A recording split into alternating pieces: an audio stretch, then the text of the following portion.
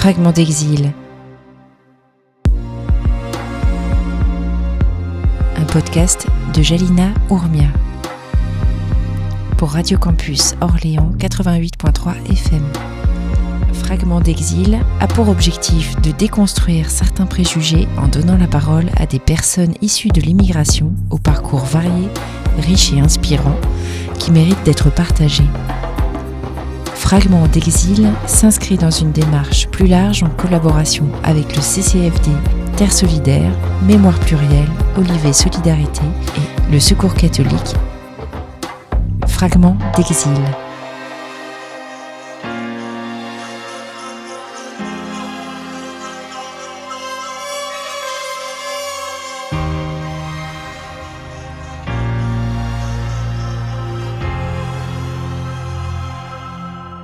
Bonjour à tous et bienvenue dans ce nouvel épisode de Fragments d'exil. Aujourd'hui, je suis avec deux nouveaux invités pour une interview en double qui se déroulera en 2 épisodes.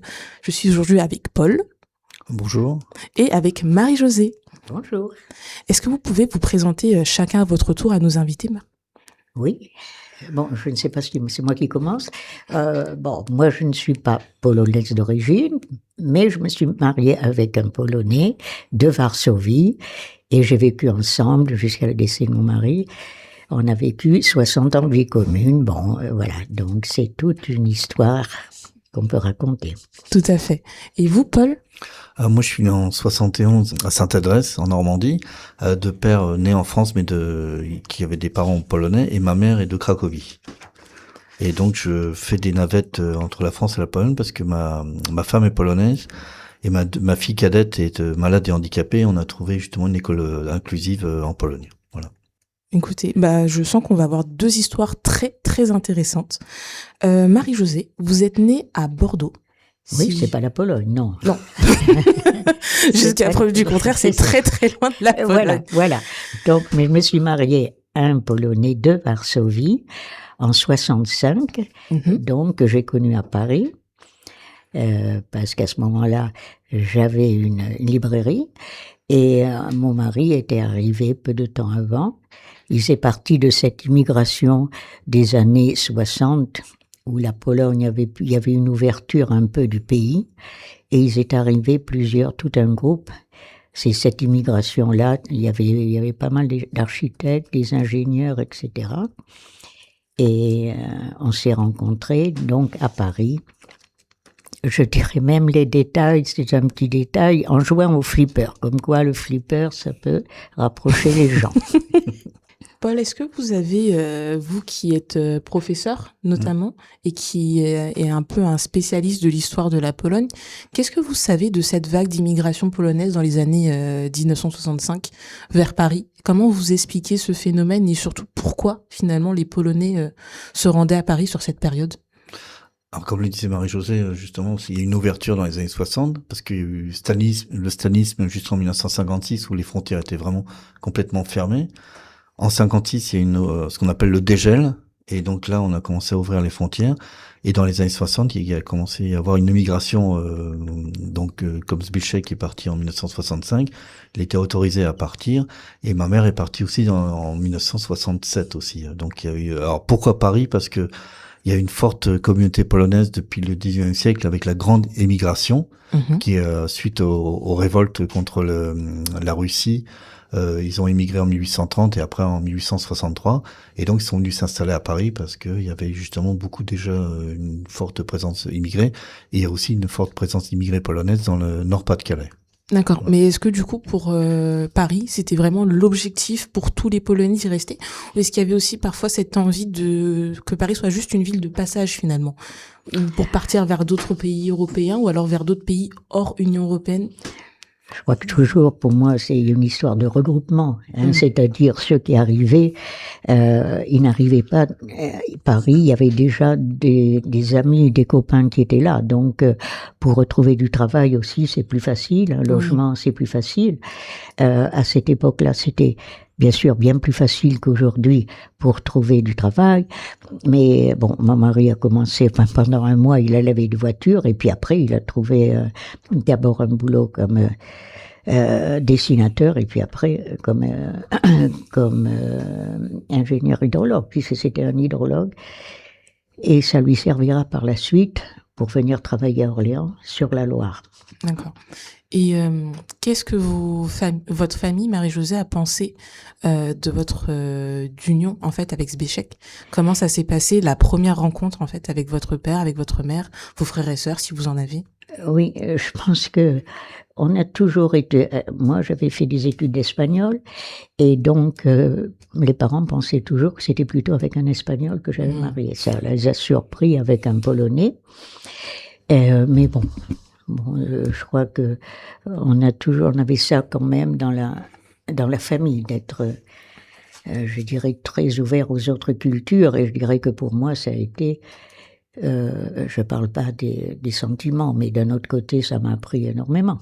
Hein, cette ouverture, je pense que c'est toujours intéressant, double culture, parce que c'est une double culture, et je vois ce qui m'étonne toujours, est-ce que c'est un fait, mais je vois mon fils, on a eu 2 enfants, mais mon fils, il s'est marié avec une Anglaise, les petits-enfants, c'est avec Italienne, je veux dire que l'idée de l'Europe est très présente, hein, on s'est pas arrêté à une seule culture, hein, je crois que sans doute le mariage notre mariage a été une ouverture pour eux peut-être. Enfin, j'en sais rien, mais je m'en fais la réflexion. Ça a été peut-être pour eux peut-être un point de départ. Oui, mais justement d'avoir une ouverture d'esprit. Surtout que les grands-parents du côté de ma belle-fille étant anglaise, ils ont été habitués à aller tantôt en Angleterre, tantôt en France, etc. Et en Pologne, c'était parce que maintenant c'est très facile. Quand vous allez en Pologne, c'est 2 heures en avion. Mais il faut bien savoir que nous, quand on allait voir ma belle-famille à Varsovie, c'était 40 heures, hein, et parce qu'il y avait aussi le passage au rideau de fer qui était quelque chose d'épouvantable, hein, franchement, avant cette ouverture. Pour nos spectateurs qui ne savent pas, qu'est-ce que c'est finalement le passage au rideau de fer? Est-ce que vous pouvez nous l'expliquer? Les rideaux de fer, c'était quelque chose quand même très éprouvant, hein, quand vous arriviez donc à la frontière de l'Ouest et que vous vouliez rentrer en l'Est. Bon, vous attendiez, moi je me rappelle toujours, il y avait pour laisser vos passeports. Vous aviez donc toute cette milice qui était là en train de vous regarder. Votre passeport passait dans un tuyau. Vous ne saviez pas et vous étiez vraiment à la disposition de tous ce personnel qui était là, vous poser des interrogations, c'était très lourd. Et quand vous avez des enfants petits qui ne comprennent rien à ce qui se passe, c'est très difficile. Alors, les questions, quand ils vous disaient, est-ce que vous avez un fusil, est-ce que vous avez et un chewing-gum, moi je me rappelle, mes enfants, je leur interdisais, mon fils, je lui avais dit, mais qu'est-ce que tu fais avant d'arriver au rideau de fer? Je lui ai dit, mais qu'est-ce que tu fais avec ce chewing-gum dans la bouche? Jette-le. On arrive justement au poste frontière, est-ce que vous auriez un chewing-gum? J'ai mon fils, où est-ce qu'il est le chewing-gum? Parce qu'on savait que pour être gentil, il fallait peut-être trouver un chewing-gum. Mais il dit, tu m'as dit de le jeter, je l'ai plus. Enfin, c'est une petite anecdote, mais c'était lourd, hein, franchement. Il visait tout, il regardait tout dans les coffres, je sais qu'on avait, mon beau-frère en Pologne avait voulu qu'on lui ramène un mimosa. Il ne savait pas ce que c'était, hein. Vous savez, un mimosa, là, un mimosa en Pologne, donc, mon beau-frère avait vu ça dans un reportage sur Nice avec tous les mimosas. Il voulait la même chose en Pologne. Et là, quand on est passé au rideau de fer, qu'est-ce qu'on pouvait transporter? Quel est cet arbre? On a eu beaucoup de mal, là, franchement, à leur expliquer que c'était pas dangereux du tout, ça. Et cette période du rideau de fer, c'était de quelle année à quelle année approximativement? C'était sur quelle période? Ça a commencé dès 1945, et puis après, surtout avec la construction du mur de Berlin en 61. Mais il y a la double frontière à passer pour aller en Pologne, parce qu'il y a la première frontière Allemagne de l'Ouest et Allemagne de l'Est, et là, il y avait la police est-allemande, justement, comme disait Marie-Josée, qui prenait les passeports et puis partait. Puis quelquefois on restait 6 heures à la frontière, on ne sait pas pourquoi. Non. Ils fouillaient tout, même les sacs à main. Et puis après, deuxième frontière, RDA Pologne. Et là, rebelote, on avait de nouveau la fouille. Ah, ils passaient. Pour mes parents, c'est vrai que c'était pénible. Mais pour nous, c'était un peu, on a l'impression que quand j'étais enfant, on a l'impression d'être dans un film de James Bond. Oui. Ils arrivent avec les Kalachnikov, avec le miroir qui passait sous la voiture pour voir s'il n'y a pas quelqu'un qui était caché, les berges allemands, les miradors. Donc on a l'impression d'entrer dans un autre monde. Oui. C'est vraiment un monde en couleur et un monde en noir et blanc. Oui. Alors pour les enfants comme pour moi qui n'avaient pas vécu mon enfance en Pologne, c'était c'est désagréable, mais mon mari était dans un état de tension. On n'osait rien lui dire parce que on disait pourvu qu'il n'éclate pas. Ça leur rappelait tellement des mauvais souvenirs.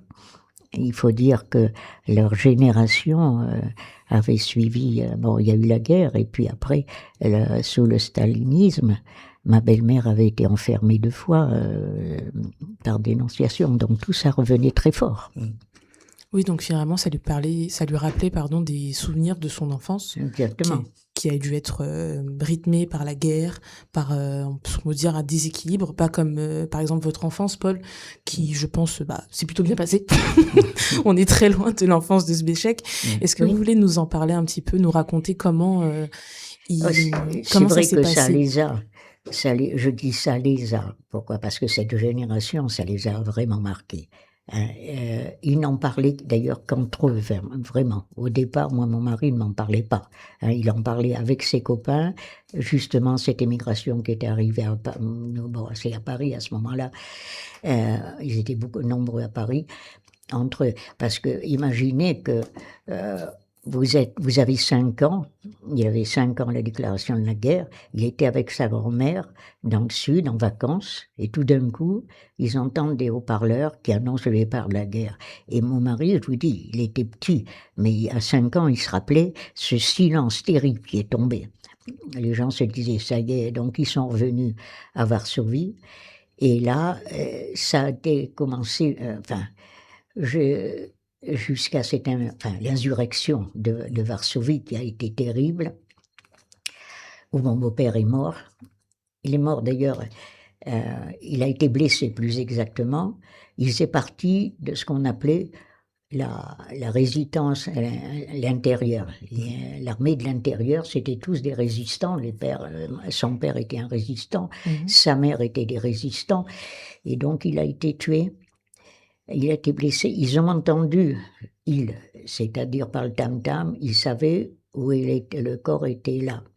Il était blessé. Alors, imaginez que lui avait 10 ans, son petit frère qui avait 7 ans, qui avait 3 ans, ils avaient 7 ans de différence, ils sont allés chercher le corps avec ma belle-mère.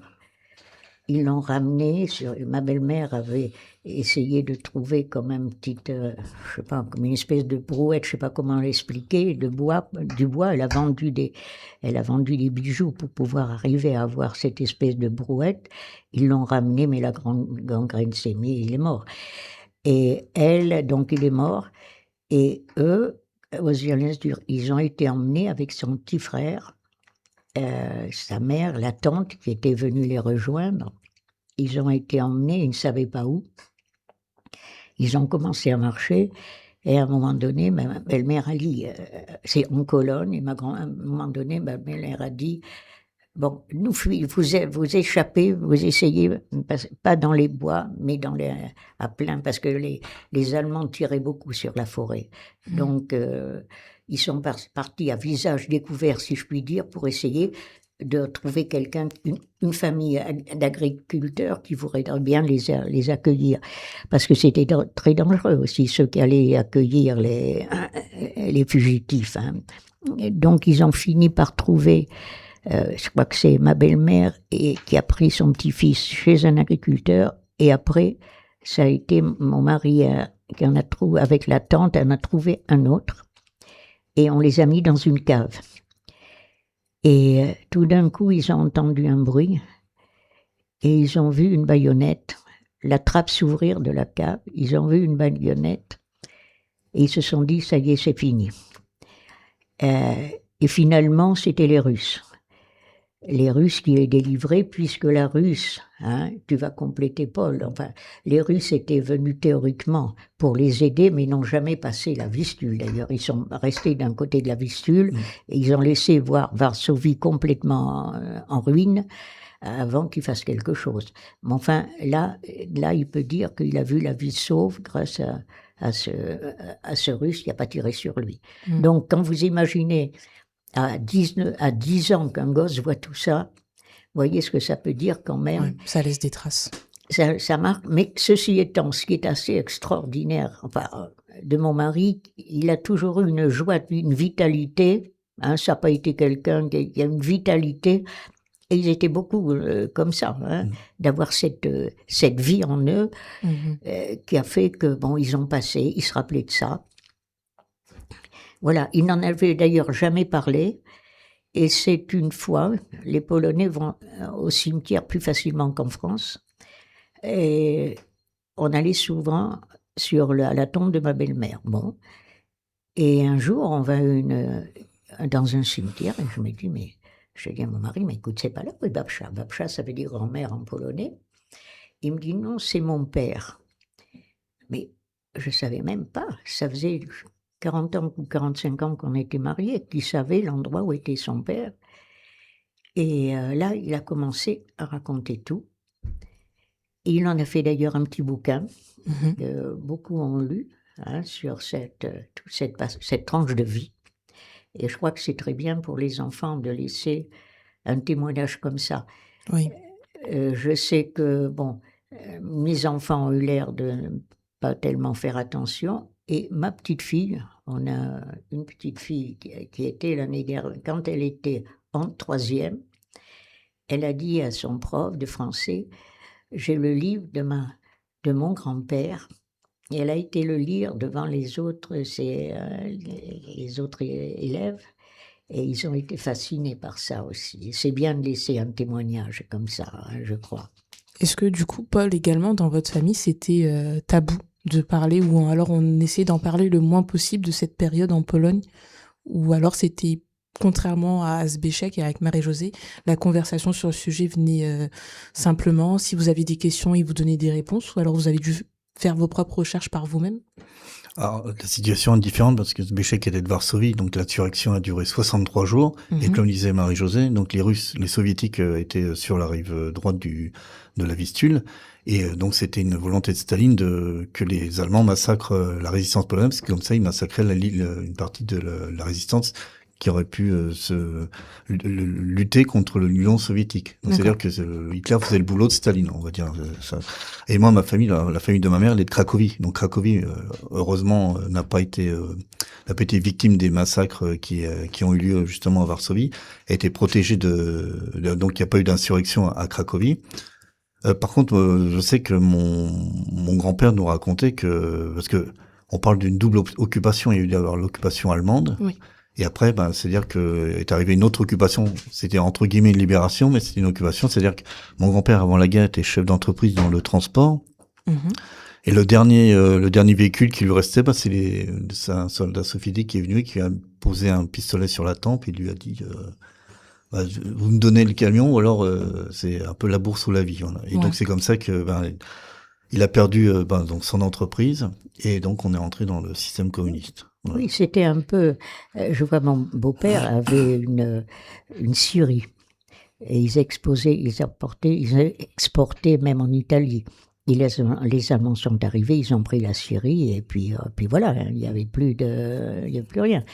Et ma belle-mère s'y est retrouvée d'ailleurs avec 2 enfants et rien. Donc elle a remonté, elle a laissé les enfants à sa sœur. Elle a été montée une autre scierie qui a été à ce moment-là nationalisée, puisqu'on était sous Staline.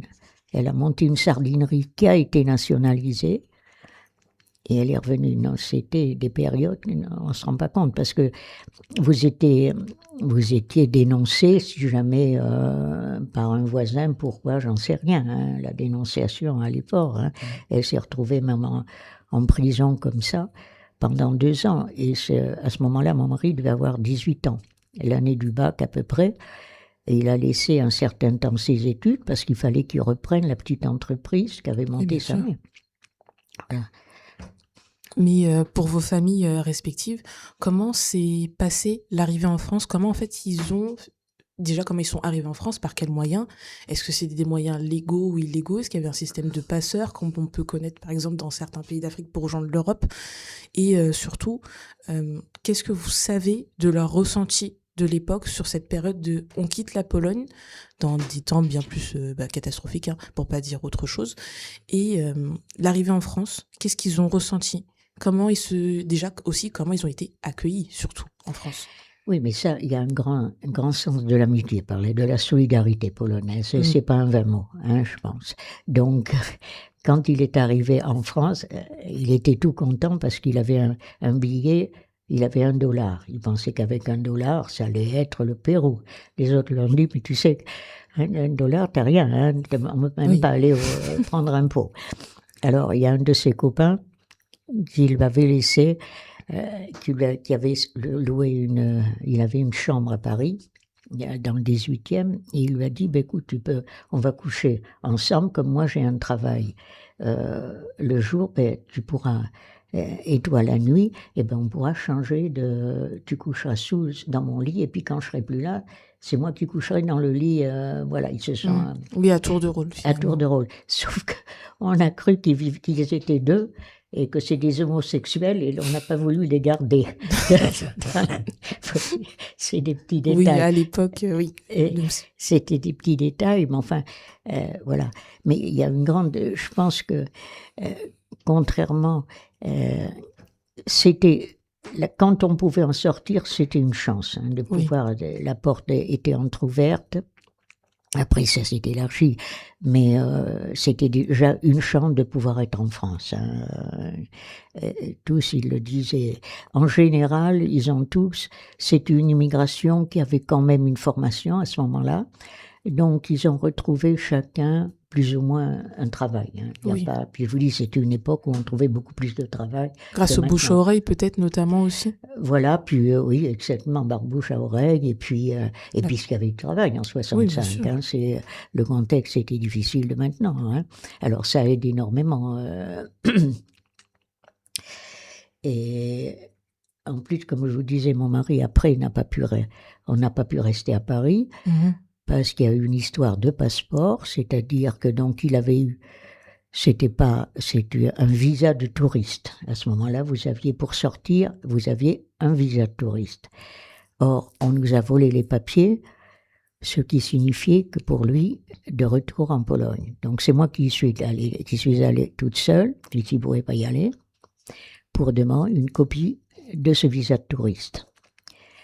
Et alors, j'ai eu la copie, je m'en souviendrai toujours, parce que j'étais reçue par une bande de généraux, enfin une table de généraux. On m'avait dit, tu feras comme si tu ne comprenais rien, ce qui était très facile, puis je ne comprenais absolument rien, ce qui m'entourait. Hein. Je serais tombée de la lune, c'est après pareil. Et on m'a posé des questions, je pense qu'il y avait des traducteurs, etc., qui savaient très bien, et ils ont vu que, je leur ai dit, écoutez, moi je reviendrai bien, mais actuellement, j'ai un magasin, donc je ne peux pas le laisser. Ah oui, bon, bref. Donc, j'ai pu revenir avec ce visa de touriste et marié après avec une Française. Il a demandé sa nationalité, qui a été longue. Pourquoi? Parce que simplement, il a fallu donc, il avait un travail, mais il n'a pas pu. Ça dépendait du bureau. Un bureau, puisqu'il était hydrologue du bureau du Premier ministre, à ce moment-là, l'environnement dépendait du Premier ministre, et donc il fallait être français. Donc, comme il n'avait pas sa naturalisation, il a fallu trouver quelque chose, et il a eu 2 offres, une à Orléans et l'autre à Strasbourg. Il a repoussé Strasbourg et Orléans, parce qu'il y avait notamment, et c'est une chance pour lui, et ça, pour la suite ça sera bien, c'est-à-dire que comme il était hydrologue, la Loire était là. Oui. Ma question notamment, c'était savoir comment Zbyszek en fait a quitté la Pologne, quel moyen de transport il a utilisé pour arriver en France. Est-ce que vous le saviez? Ah ouais, mais ça, c'était facile, hein. Bon, quand vous pouviez sortir, bon, facile, c'est-à-dire qu'il a payé, ses parents, sa mère a payé un billet en avion, hein. Il est arrivé en avion, D'accord. hein. C'est une chance qu'ils avaient de pouvoir en sortir, de ne pas avoir des parcours comme ont certains Africains, etc., Oui, on entend, contrairement etc., aujourd'hui. aussi compliqués. Non, non, le truc, c'est de pouvoir sortir à ce moment-là. Ouais, c'était vraiment attendre la bonne période pour se dire qu'on a une fenêtre d'ouverture pour là pouvoir rejoindre la France du coup par la suite. C'est C'était ça, de vraiment pouvoir attendre. respirer, hein, de Oui. pouvoir respirer. Et la démocratie, c'est vraiment quelque chose. On se rend pas compte quand on est dans des pays où on la vit tous les jours, mais quand vous ne vivez pas tous les jours, là, c'est vraiment lourd, hein. Donc c'était la liberté, hein. Et c'est le rêve de chacun, c'est cette liberté de pouvoir parler, de pouvoir aller.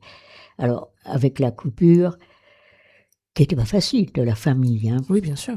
Bien sûr. Et même, c'est une petite anecdote, mais on a failli, je venais de connaître mon mari, et on se tenait rendez-vous dans un café. À ce moment-là, il y avait pas mal, on se retrouvait beaucoup avec beaucoup de Polonais à l'Odéon. Il y avait un café qui était là, et on s'était donné rendez-vous. Et puis, il n'arrivait pas. Bon, moi, c'est un Polonais. Bon, il ne vient pas. Il m'a mis un lapin. Je m'en vais. Or, je ne savais pas que pour eux, il est arrivé en courant parce il avait pu avoir sa mère au téléphone. Et ça demandait d'attendre, ça demandait, etc. C'est dire que c'était pas facile les communications, hein. Oui. Voilà.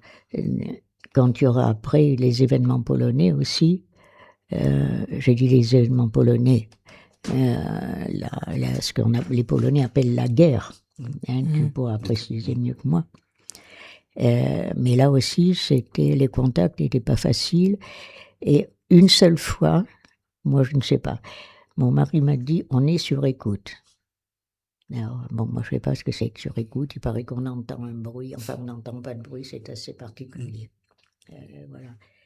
Mais bon, mais c'est vrai que cette histoire de pouvoir, cette coupure avec la famille est quand même très dure, surtout que la famille polonaise est très unie. Oui. Maintenant, c'est 2 heures et puis vous prenez l'avion et vous n'avez plus de coupure, hein.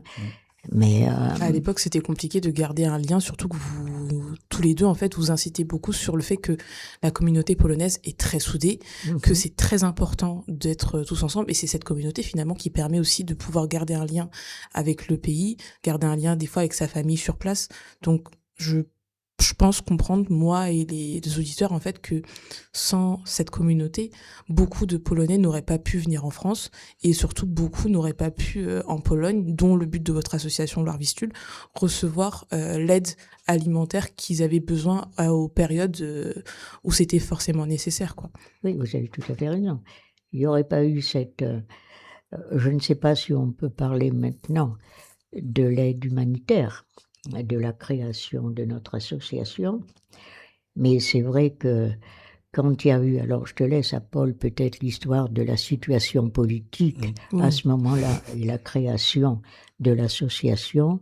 Bon, je te laisse pour mieux expliquer que moi, en tant que bon historien, toi.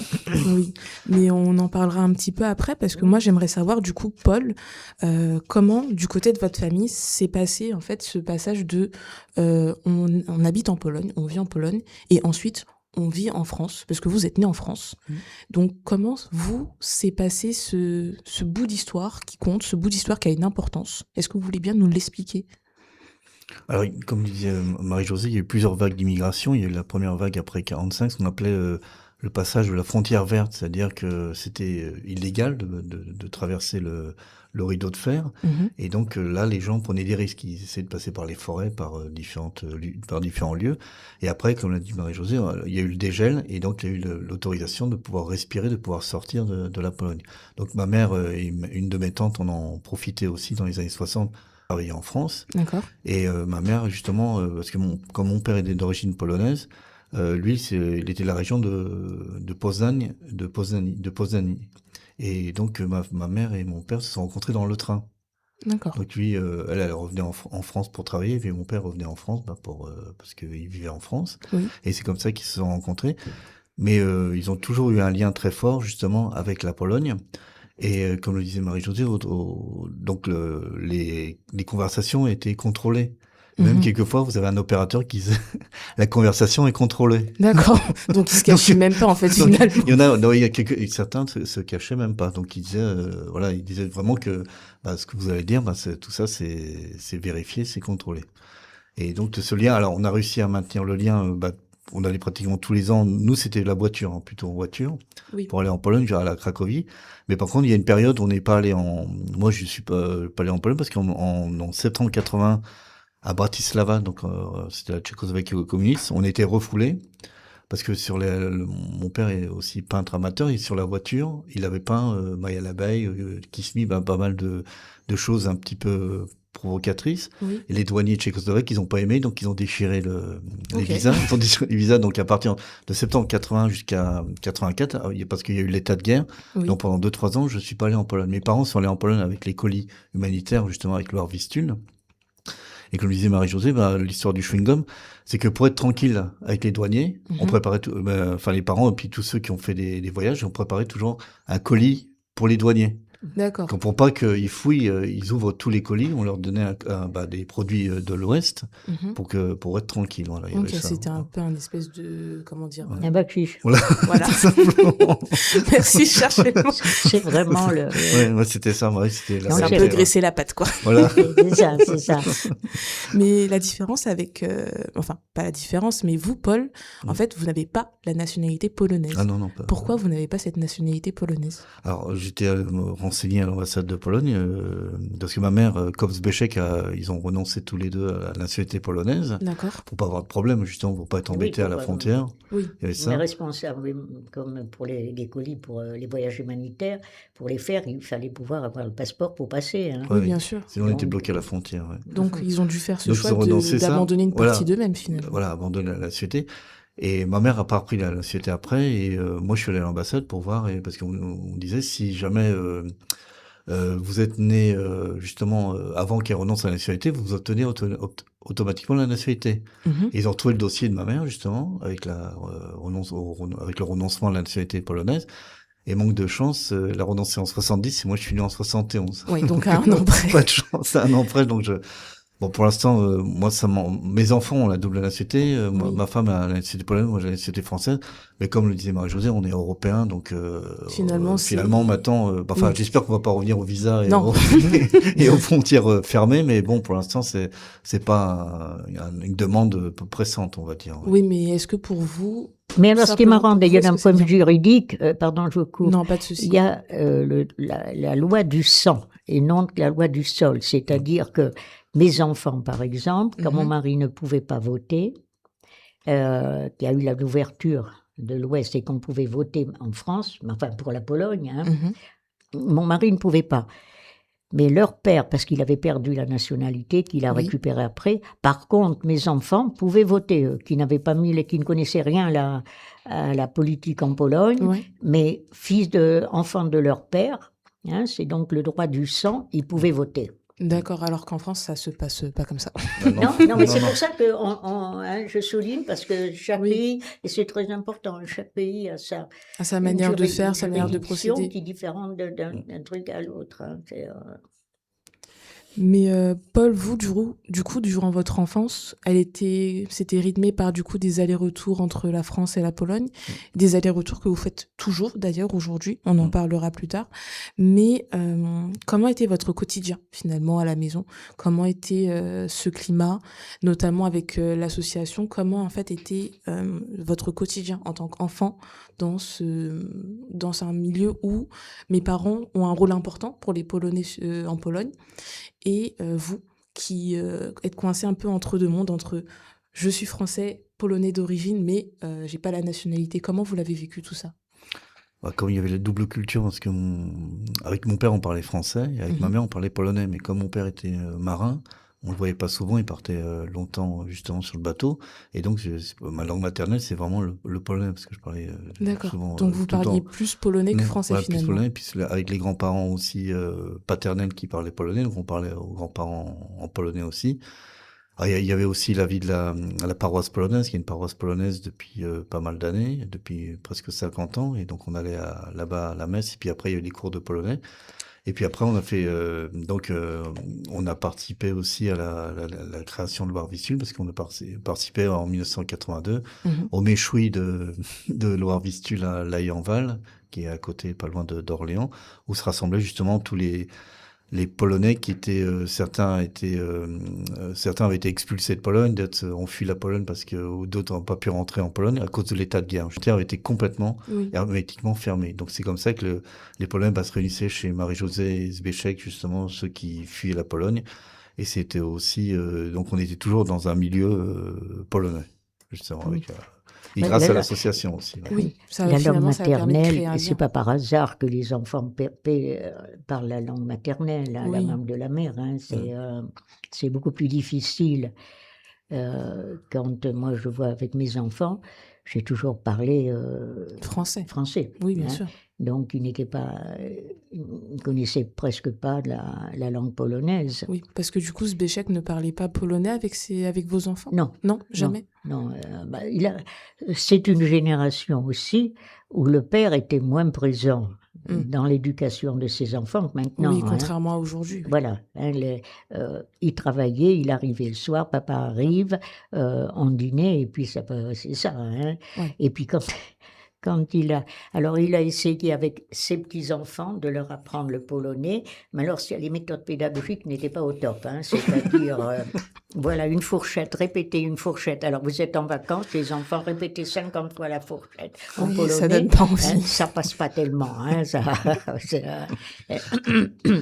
et ils ont essayé d'ailleurs, les garçons, enfin, l'aîné, des petits-fils pour son grand-père, mais c'est quand même la mère, hein, qui fait que la langue se transmet. La langue se transmet. Elle continue de vivre et ne meurt pas finalement en dehors des frontières. Voilà. Enfin, des frontières. Et ça, et heureusement, hein, je pense que... Parce qu'il n'y a rien de mieux qu'avoir une double culture. Hein, la langue, c'est une ouverture. Hein, c'est une ouverture non seulement pour la connaissance de la langue, mais connaissance d'une autre personne, d'un autre mode de fonctionnement et tout ça. Je crois que c'est une chance. Disons qu'il y a plusieurs anecdotes au sujet de la langue maternelle polonaise.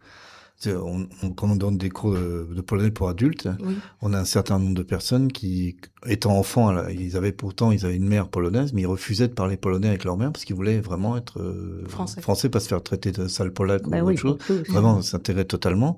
Et maintenant, avec l'âge, ils pleurent parce qu'ils regrettent de ne pas avoir appris le polonais à l'époque. Et maintenant, c'est vrai que c'est moins évident d'apprendre le polonais quand on est enfant. Oui, mais quand ils l'ont entendu, quand même, quand ils l'ont entendu à la maison, la langue, ça aide, même s'ils ne le parlent pas, ils ont été même baignés dedans, en fait. Hein. Oui. Et ce genre d'insultes, Paul, vous en receviez jamais, vous, à l'école ? Non, moi non. Mon père, oui. Ouais. Mon père, mais comme il était 3e ligne de rugby, donc ça se réglait rapidement, voilà. C'est pour ça. D'ailleurs, votre père qui s'appelle Miron Zielski, Ciesielski, je vais y arriver, était graveur orléanais. On a eu une exposition, il a fait partie d'une exposition qui a eu lieu à Orléans le 29 mai 2026. Malheureusement, le podcast sortira après l'exposition, mais il me semble que ces travaux, en fait, ressortent de temps en temps. J'ai vu sur Internet qu'il y avait pas mal d'événements là-dessus et que de temps en temps, ces productions ressortaient. Et il a été au festival de l'Estampe. Et l'objectif de ce festival, c'était de montrer un demi-siècle de gravure orléanaise. Est-ce que, pour vous, le fait que votre père, sachant qu'il était marchand de base... Marin. Oui, c'est ça, marin. Officier de la marine marchande. Officier de la marine marchande, merci. Est-ce que pour vous, le fait que ses œuvres soient exposées aujourd'hui, malgré son décès en 2019, si je dis pas de bêtises, est-ce que pour vous, c'est vraiment... qu'est-ce que ça vous fait de voir son travail, de devoir parler de lui? Qu'est-ce que, en tant que petit garçon qui ne le voyait pas beaucoup, parce que, à ce que je comprends, il faisait beaucoup de déplacements, qu'est-ce que ça vous fait de savoir que maintenant, on le connaît, qu'on peut voir son travail, qu'on peut le découvrir, en fait, à travers celui-ci. De son vivant, il a jamais voulu exposer parce qu'on a Jacques Robac qui était un graveur orléanais, il lui a proposé des expositions, il a toujours refusé. Et je lui avais demandé justement, est-ce que quand tu seras mort, qu'est-ce qu'on fait de tes œuvres? Tu fais ce que tu veux. Et je me suis dit, parce qu'il y a beaucoup de gens qui passent à la maison, qui voyaient ses œuvres, ils disaient c'était vraiment pas mal du tout. Et c'est pour ça que grâce à Loire Vistule, on s'est dit, ça serait bien de faire une exposition à Orléans, à l'hôtel Groslo, à la salle Cracovie, et puis de faire venir un graveur avec la presse de Jacques Robac, et de faire des démonstrations justement à l'hôtel Groslo. Donc ça s'est fait il y a 4 ans. Et donc on a donné la presse de papa justement à ce graveur qui est Mathias Lini. Et l'association Oulan-Bator, il y a plusieurs types d'ateliers, céramique, peinture, dessin, et puis donc il y a un atelier de gravure. Et à partir de là, Mathias a décidé de nommer l'atelier de gravure l'atelier Miron Sichelski. Et donc il y aura des démonstrations pour les scolaires, par exemple, il travaille beaucoup avec les enfants handicapés aussi. Et donc il y a une école polonaise à Loire-Vistule avec des enfants et on pourra faire venir les enfants pour les initier justement à la gravure. D'accord. Donc. Et vous, par contre, vous n'avez pas du tout suivi les traces de votre père. Vous n'êtes pas graveur. ni marin. Ni marin. Et vous êtes plutôt professeur. Oui. Pourquoi vous avez choisi ce métier de professeur, finalement? Alors, c'est surtout parce que c'est l'histoire. J'adore l'histoire depuis longtemps. Ça, on le sait. Alors, grâce à ma grand-mère de Cracovie, comme disait Marie-Josée, c'est une génération qui a raconté beaucoup justement de ce qui se passait pendant la guerre. Donc, elle m'a raconté beaucoup d'anecdotes malheureusement très tristes sur la Deuxième Guerre mondiale. Et ça m'a donné envie justement de prendre justement de faire l'histoire. Et c'est pour ça qu'après, j'ai fait une fac d'histoire à Orléans, Tours et Angers. Et après, je me suis destiné au métier de professeur d'histoire-géographie. D'accord. Voilà. Et du coup, vous êtes spécialisé sur l'histoire polonaise, principalement, ou vous n'avez pas de spécialisation, de période? Je ne sais pas comment... Après, oui, le XXe siècle me passionne beaucoup. Et puis, c'est vrai que grâce à Loire Vistule, il y a aussi l'immigration polonaise qui m'intéresse, justement...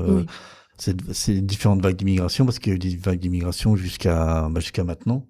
Il y a eu 89, même avec la fin du communisme, il y a eu une vague d'immigration. Après, il y a eu 2004 avec l'entrée de la Pologne dans l'Union européenne, une autre vague d'immigration. Et à chaque fois, il y a toujours des vagues d'immigration, même s'ils sont moins importantes qu'il y a quelques décennies. Chers auditeurs, ce premier épisode de Fragments d'exil avec Marie-Josée et Paul est terminé. N'hésitez pas à écouter la deuxième partie afin de connaître la suite de leur histoire.